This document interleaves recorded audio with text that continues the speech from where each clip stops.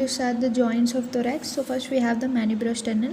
So actually already in our sternum we have discussed what is manubrium, what is sternum. So the joint between the manubrium and sternal is called as manubriosternal joints. It is actually a secondary cartilaginous joints. Only the slight movements are seen, especially in respirations. Only slight movements are seen in this. So it's like nothing but between the joint is between manubrium and manubrium and body of sternum is nothing but also called as sternal angle or angle of Lewis, right? Next, coming to costovertebral. Costovertebral, in the name itself we can see costo means ribs, vertebral means with the thoracic vertebra. So the ribs with the thoracic vertebra, the joint is two plane synovial joint, and it is separated by interarticular ligament and capsular ligament and triradiate ligament and forms the hypochondral bow uniting the joints of two sides. So actually it is uniting the joints of two sides, it's a costovertebral joint mainly between the rib and the vertebra.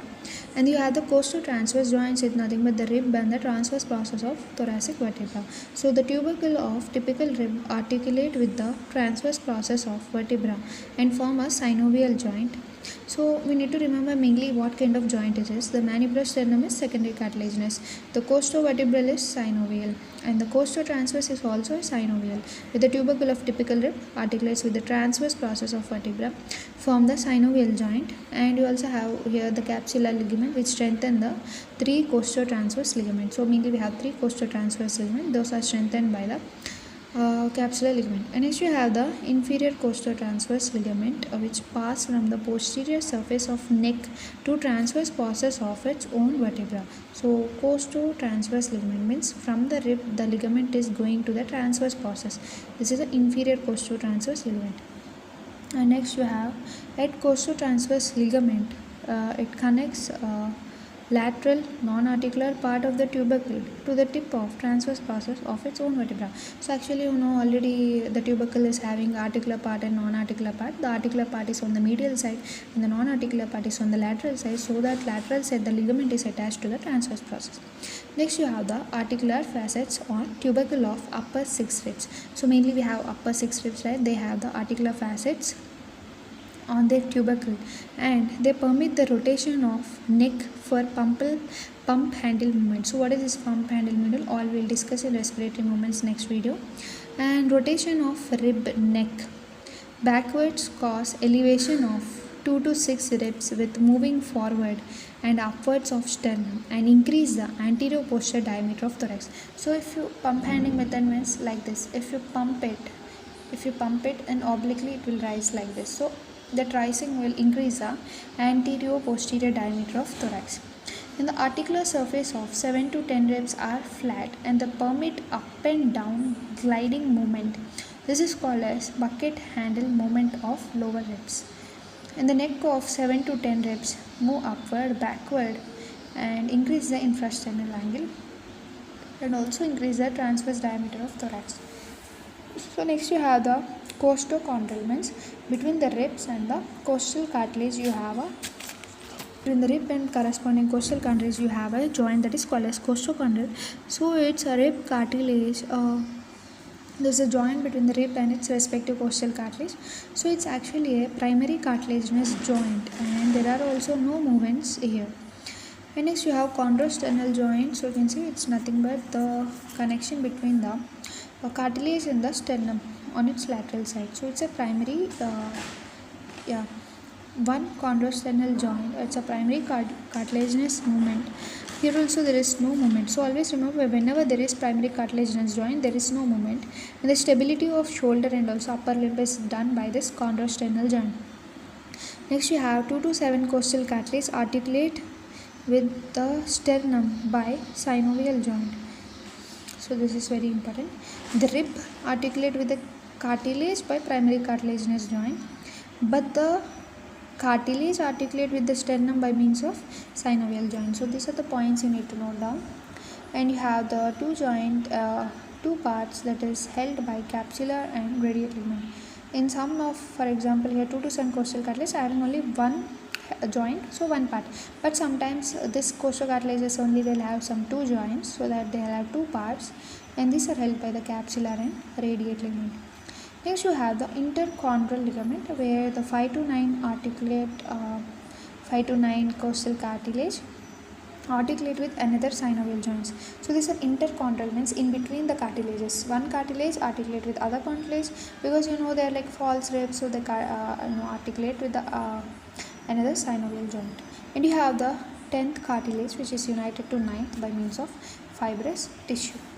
Next we have the interchondral. Interchondral, it's also in between the chondral. So 5 to 9 costal cartilage articulate one another by synovial joints, and the 10th cartilage is united mainly by fibrous tissue. Next you have intervertebral. Intervertebral connected each other at 3 joints. So you have median joint, which is between a vertebral body, and 2 joints of right and left between the articular process. And the joints between the articular process are plain synovial. So plain synovial with the vertebral bodies form the median joint. So this is one of the type of intervertebral, means in between the vertebra only. These are joints. And next you have the joint between articular process are plain synovial, and the joint between vertebral bodies is called as symphysis. That is a secondary cartilaginous joint. So secondary cartilaginous joint is also called as symphysis. And the surface of vertebral bodies are lined by thin layer of hyaline cartilage. Next, between the hyaline cartilage, there's thick plate of fibrocartilage called intervertebral disc. So in between the vertebra, so for example here you can see these are the vertebral bodies. So in between the two vertebral bodies, you can see this is a intervertebral disc. So this intervertebral disc, we are going to see it in somewhat detail now. So intervertebral disc is a fibrocartilaginous, and it's present in the thick disc. Especially you can find the thick intervertebral disc in cervical region and lumbar region. And in thorax you will see uniform thickness of the intervertebral disc, and this mainly gives a shape to the vertebral column. And these discs are having outer annulus fibrosus and inner nucleus pulposus. The inner nucleus pulposus is soft gelatinous in the early life of time, but later it gets thickened, and it's hydraulic. It's like a hydraulic shock absorber, and as age increases its elasticity or fluidity decreases. And it's coming to annulus fibrosus. Is outer, they form some ring-like structure, which is a peripheral part, outer cartilaginous fibers, and they form the incomplete rings. So they are also called as shock absorbers or buffer. That is a intervertebral disc.